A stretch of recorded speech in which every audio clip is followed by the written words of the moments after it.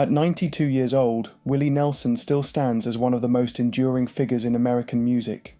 His name isn't just tied to hit songs like On the Road Again or Blue Eyes Crying in the Rain, it's tied to survival itself. Long before becoming the face of outlaw country, Willie lived through abandonment, poverty, and pain that would have broken most children. His early years hold the key to understanding the man who continues to sing even as age and loss weigh heavily on him today. Born on April 29, 1933 in Abbott, Texas, Willie came into the world during the Great Depression. Hardship wasn't a chapter of his life, it was the whole book. His mother left when he was just a baby. His father soon remarried and drifted out of his children's lives as well. That left Willie and his sister Bobby Nelson in the care of their grandparents. The small town of Abbott was dusty and poor, but his grandparents gave him the stability his parents could not.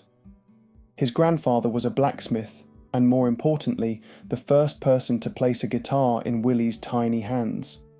That single act would shape the rest of his life. But stability never lasted long for the boy. At just 6 years old, tragedy struck again when pneumonia took his grandfather's life. The loss wasn't just about death, it was about losing the only father figure he truly had. Willie would later write that being abandoned by his parents felt even worse than death because they were still alive somewhere but had chosen not to be with him and Bobby. Here's where his story takes a heartbreaking turn. Most children cry when their parents leave the room. Willie cried because he knew his parents weren't coming back. By age 7, while other boys played with toys, Willie clung to a guitar like it was a lifeline. Music wasn't a pastime, it was therapy, survival, and a way to fill the silence in a house that always felt empty. By the time he was 9 years old, Willie was already performing. He sang gospel in church and played in local bars, not because it was glamorous, but because it was the only way he knew how to process his grief. The guitar strings became his voice when words weren't enough. Every note carried loneliness, every lyric carried questions no one around him could answer. His childhood was filled with labor as much as music. He picked cotton under the brutal Texas sun, his fingers bleeding while his back ached. Hunger wasn't occasional, it was daily. The heat didn't just scorch the fields, it burned the spirit of a boy trying to grow up too fast. Instead of playing games, he was learning resilience one blister at a time. And yet, despite the pain, Willie kept going. His sister Bobby stayed by his side, and together they leaned on music. She played piano, he played guitar, and the two of them created harmony out of hardship. What started in a small Texas church would grow into a lifelong bond, one that kept Willie grounded even as the storms in his life kept coming. This early chapter of his life reveals something important. Before Willie Nelson was a legend, before he was even known outside Texas, he was a child abandoned, grieving, and searching for connection through melody. That's why even at 92, every song he plays isn't just performance. It's memory, it's survival, it's the echo of a little boy who once sang so someone, anyone, would listen. But the journey was only beginning. As Willie moved into his teenage years, he discovered that survival meant more than just music. It meant working every job he could find, carrying scars of rejection, and trying to carve out a future in a world that seemed determined to ignore him. By the time Willie Nelson was a teenager in the 1940s, life had already forced him into adulthood. While many kids his age were in school or playing ball, Willie was out in the fields or hustling for work. The Texas sun was merciless, beating down on him as he bent over cotton rows, his hands raw and blistered from hours of picking. Hunger gnawed at him constantly, not just in his stomach but in his heart. Work wasn't about building a future, it was about survival. By 14 years old, Willie had already cycled through a string of jobs that would make most grown men tired. He worked as a tree trimmer, a nightclub bouncer, a disc jockey, a phone operator, a saddle repairman, and even a door-to-door encyclopedia salesman. In later interviews, he admitted selling books that cost hundreds of dollars to families who barely had money for food felt wrong. But desperation often left him with no choice. And here's the part that shows his resilience. Even while working all these jobs, Willie never let go of music. At night, he played in small bars, sometimes earning a few coins and sometimes nothing at all. He sang gospel in church, spun records at local radio stations, and tried to make a name for himself. Sleep was a luxury. He often spent nights in his car, on friends' couches, or not sleeping at all. His dream was simple: to break into Nashville, the capital of country music. But Nashville wasn't welcoming. The doors of record labels stayed firmly shut, and producers told him his voice was too rough, too raw, too different. They wanted polished crooners in rhinestones, not a skinny kid with braids, scars, and a gravelly tone. Each rejection felt like another nail sealing the coffin on his dream. The rejection hit him hard. In his early 20s, living in a broken-down trailer near a cemetery outside Nashville, Willie's despair grew darker. He had been drinking heavily to quiet the ache inside him, and one night, overwhelmed by hopelessness, he walked into the middle of a busy street and lay down. Cars swerved around him, not even stopping, as if he didn't exist. Later, he wrote about that night, admitting he wasn't sure if he wanted to live or not, but after lying there in silence, he stood back up, walked to a bar, and had another drink. This moment was a turning point. Willie didn't rise because he saw hope. He rose because quitting simply wasn't in his blood. It was the same instinct that kept him clinging to a guitar at age 7. Somewhere deep inside, he knew music was his only lifeline, and he refused to let go. When life seemed unbearable, small acts of kindness made all the difference. One night, broke and exhausted, Willie tried hitchhiking to Portland, Oregon, hoping to reconnect with his estranged mother. No one picked him up. He curled up in a ditch beside the road with his guitar, rain soaking through his clothes. Then, out of nowhere, a truck driver stopped and offered him a ride and $10 for a bus ticket. That moment was a reminder that even in his darkest storms, lifelines could appear when least expected. By the late 1950s, Willie's persistence finally started to bear fruit. He moved to Houston, Texas, and kept writing songs, scribbling lyrics late into the night.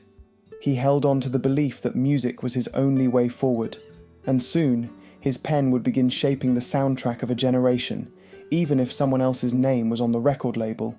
But before success came heartbreak.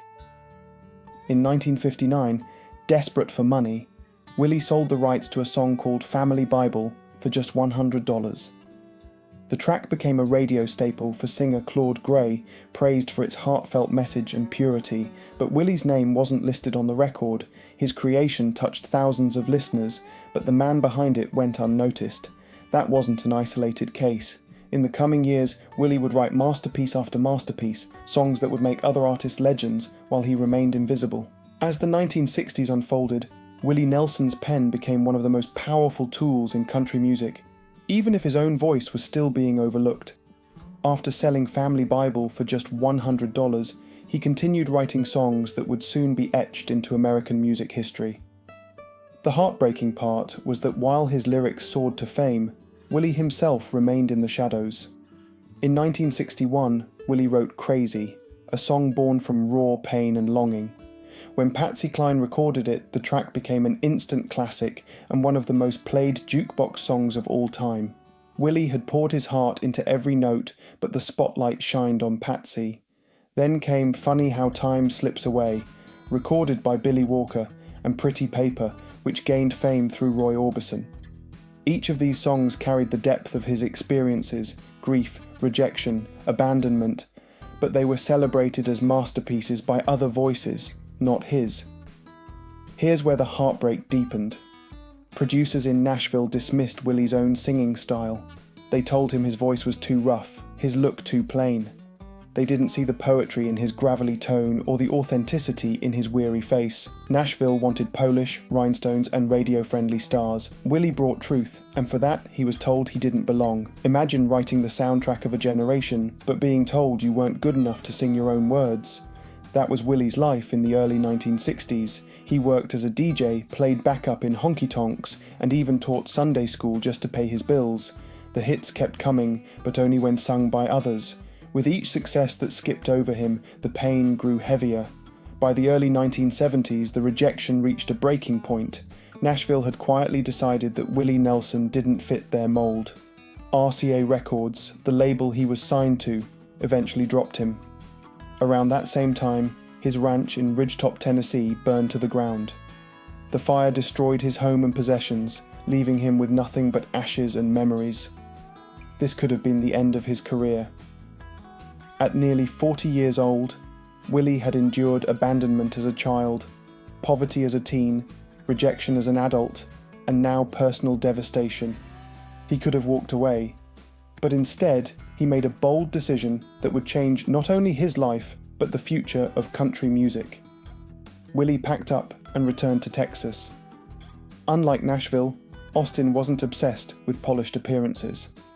The city in the early 1970s was a strange but beautiful mix of hippies, cowboys, and dreamers.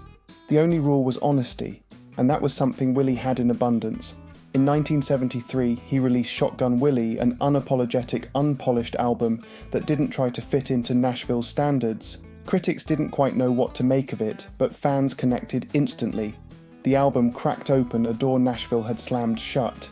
His next project, Phases and Stages, pushed it further, and by 1975, Willie released Red-Headed Stranger, a concept album unlike anything else at the time. Stripped down and hauntingly raw, Columbia Records took a gamble on him, and it paid off. The album, once doubted as too strange and unmarketable, became a masterpiece. Fans leaned in to listen, and Willie Nelson finally stepped into the spotlight on his own terms, and this is where the outlaw legend was born. That same year, Willie teamed up with Waylon Jennings, Jesse Coulter, and Tom Paul Glaser to create Wanted, The Outlaws. It became the first country album to ever go platinum. Suddenly, the man Nashville had rejected was now leading a movement that gave a voice to every misfit who didn't fit the mold. Willie had built his own stage, literally and figuratively. He wasn't chasing approval anymore. He wore his braids, smoked what he pleased, and sang exactly the way he wanted. For the first time, the world stopped telling him to change, and instead leaned in to listen. But success didn't mean peace. Even as his career skyrocketed, his personal life unravelled. Infidelity, failed marriages, and heavy guilt haunted him in the shadows. Just as the outlaw movement took off, Willie's private world began to collapse. Behind the outlaw image and the roaring success of the 1970s, Willie Nelson's personal life carried wounds that fame couldn't heal. While albums like Red-Headed Stranger and Wanted, the Outlaws turned him into a cultural icon. His private world was filled with heartbreak, scandal, and more loss. At the time, Willie was still married to Shirley Colley, his second wife. She had supported him through long nights on the road and the uncertainty of a struggling career. But everything changed one quiet afternoon, when Shirley opened a hospital bill addressed to someone else. The name on the paperwork made her stop cold. It listed the delivery of a baby girl born to Mrs. Connie Nelson. Shirley didn't need to ask questions. The truth was written in ink. Willie tried to brush it off at first, claiming it was a simple hospital visit, but eventually he admitted the truth.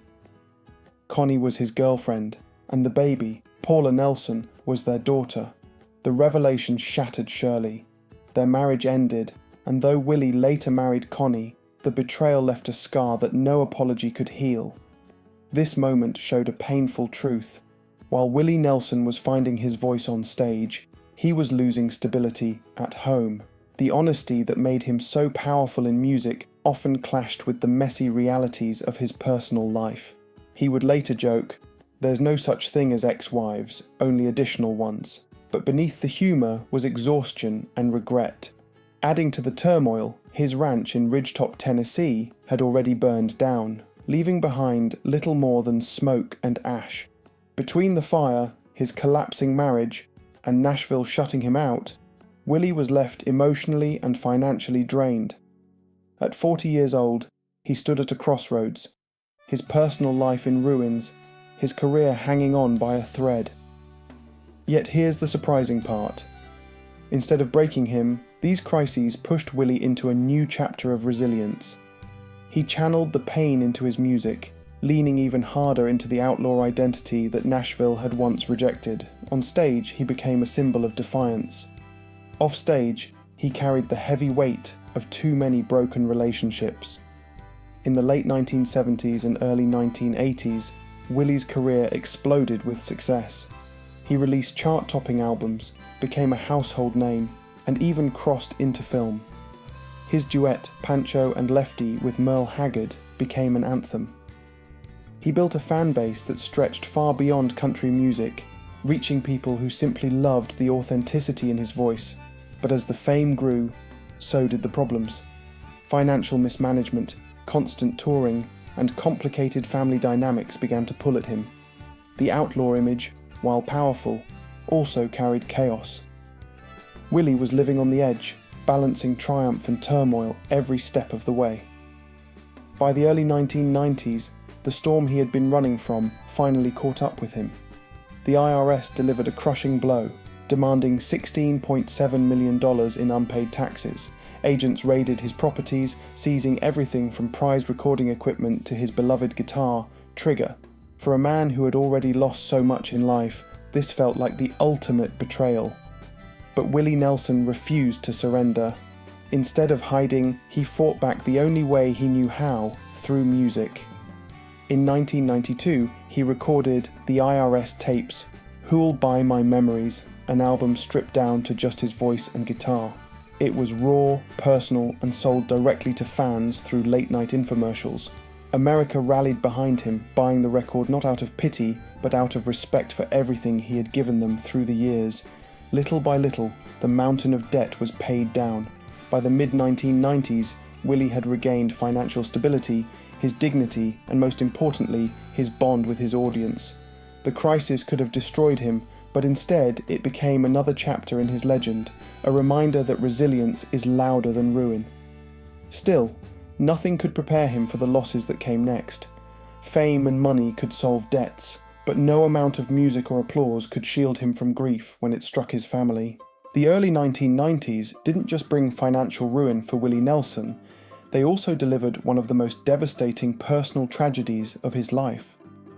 On Christmas Day in 1991, while millions of families celebrated with gifts and meals, Willie received a phone call that shattered him to his core. His firstborn son, Billy Nelson, had died under heartbreaking circumstances. Billy had been working on a gospel album, pouring his energy into music, the way his father once had.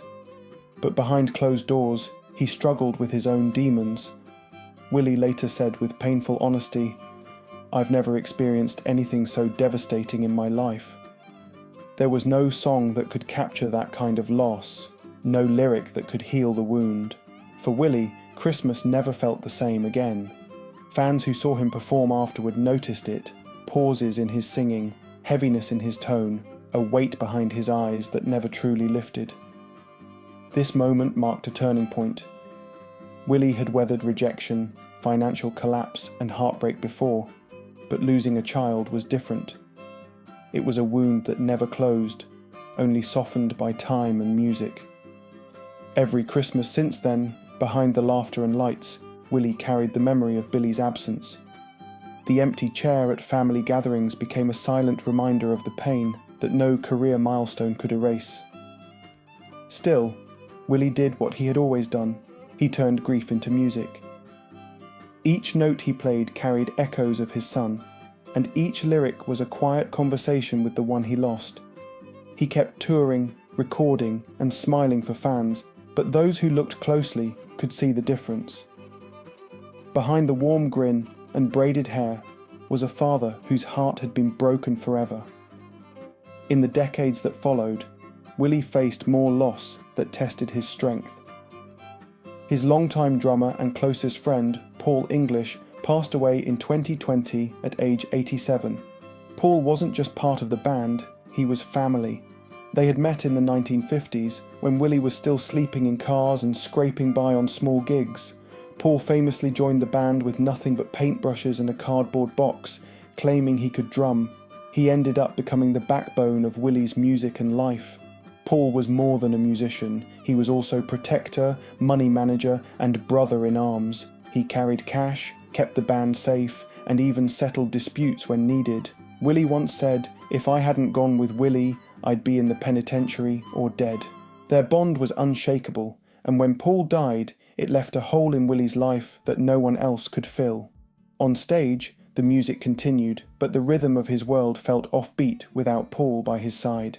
2 years later, in 2022, Willie suffered another deep loss. His sister, Bobby Nelson, his lifelong companion in music, passed away. Bobby had been with him from the very beginning, singing beside him in church, playing piano on his early records, and sharing the struggles of their childhood after their parents abandoned them. They even co-authored a memoir together, Me and Sister Bobby, which Willie described as a love letter to resilience and music. Her passing wasn't just the loss of a sibling, it was like losing the last bridge to his childhood. Bobby had carried the memories that no one else could, and when she died, part of Willie's history seemed to disappear with her. He still plays her favourite songs today, but with a slower, softer touch, as if waiting to hear her join in on the harmony. And then came another heartbreaking blow. In September 2024, Willie lost his dear friend and fellow highwayman, Chris Christopherson, at age 88. Together with Johnny Cash and Waylon Jennings, they had formed one of the most legendary country groups in history. The Highwaymen weren't just a band, they were a brotherhood of rebels who lived and sang about freedom on their own terms. With Johnny, Waylon, and now Chris gone, Willie became the last surviving member of the Highwaymen. Fans still cheer when he steps on stage, but the reality is undeniable. The brothers he once shared the road with are no longer beside him. He stands alone, carrying their memory in every song he sings. These losses reveal something powerful. At 92, Willie Nelson isn't just a musician. He is a living archive of grief and endurance. Every performance now carries the voices of those he lost. The applause may be loud, but the silences in between are filled with ghosts. As Willie Nelson moved into his late 80s and early 90s, it wasn't just grief and memory that weighed on him. His body began to reflect the toll of nearly a century of living. Long before his outlaw country fame, he had formed habits that would eventually come back to haunt him. In his memoir, Willie admitted he started smoking cigarettes at just 6 years old, trading eggs from his family's chicken coop for packs of Camels. What began as childish imitation grew into a lifelong shadow that eventually claimed the lives of many of his loved ones. He later confessed that cigarettes had taken his mother, father, stepmother, and stepfather. "Half the people in my family were killed by cigarettes," he wrote. Yet for decades he himself couldn't quit. He toured through coughing fits, smiled through the wheezing, and tried to ignore the damage. But eventually the consequences caught up. Willie was diagnosed with emphysema, a chronic lung disease that slowly destroys breathing capacity. For a man whose entire existence depended on his voice, it was a cruel fate. By the 2010s, he had suffered a collapsed lung, cancelled shows, and fueled constant rumours of retirement. In 2015, desperate to keep singing, he underwent a stem cell operation to help repair his lungs.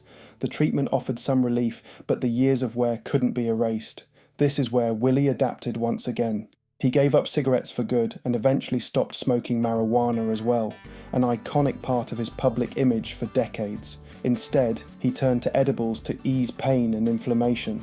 The fire of smoking was gone, but the spark remained. Despite health setbacks, Willie refused to let his career end quietly. He still performed, even if his movements were slower and his frame thinner. His voice, while softer, carried even more weight. Fans noticed that while the range wasn't the same, the emotion had only deepened. He sang not with power, but with truth, and that was enough to keep audiences hanging on every word. Here's what made it remarkable. At an age when most people count pills and wait out their days, Willie continued to count down to his next show. His son, Lucas Nelson, often spoke about his father's resilience, saying that it wasn't just stubbornness, it was purpose. Each song, each performance, was Willie's way of proving that life, no matter how fragile, still had meaning as long as he could share it. The discipline that kept him alive surprised many. On his ranch in Spicewood, Texas, Willie embraced a calmer routine: organic food, light yoga, meditation, herbal supplements, and long walks. Instead of fighting age, he learned to honour it. The same man who once lived out of cars and bars now cherished quiet mornings surrounded by open skies, animals, and family. By 2025, Willie was still recording new music. His 76th studio album, The Last Leaf on the Tree, produced alongside his son Micah, was released that year. Critics hailed it as one of his most profound works, exploring aging, loss, and acceptance. It wasn't a farewell, it was a reflection, a grace note to a career that had already spanned over 7 decades. And even as his health remained fragile, Willie reminded fans that he was still very much alive.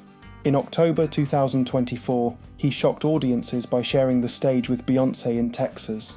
The sight of a 91-year-old Willie Nelson strumming Trigger beside one of the world's biggest pop icons was more than a performance.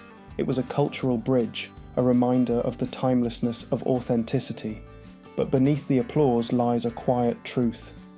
At 92, every performance feels less like a concert and more like a conversation with ghosts. His son, his sister, his bandmates, his brothers in music. Each song is a prayer, a memory, a way of keeping them alive through melody. The audience hears music, Willie feels echoes.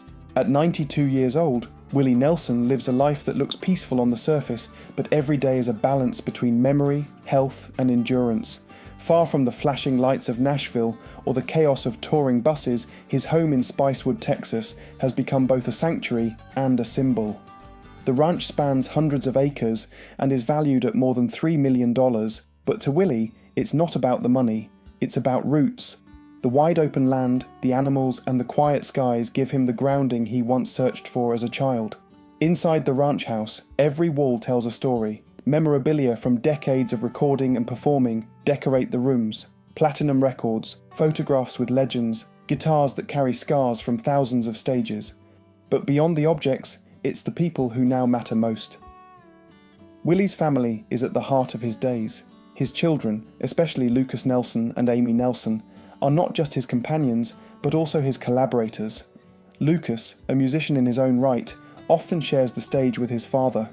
Their performances aren't just concerts, they're conversations between generations. When they play together, it's as if the lessons Willie once learned from his grandfather and passed to Bobby are now carried forward in Lucas's hands. Amy too has embraced music, and when she joins her father, fans see the continuity of a legacy that began in poverty but now echoes across the world. Here's where it becomes deeply meaningful. Willie has arranged his affairs quietly, ensuring that his children inherit not only his estate but his spirit of music and resilience.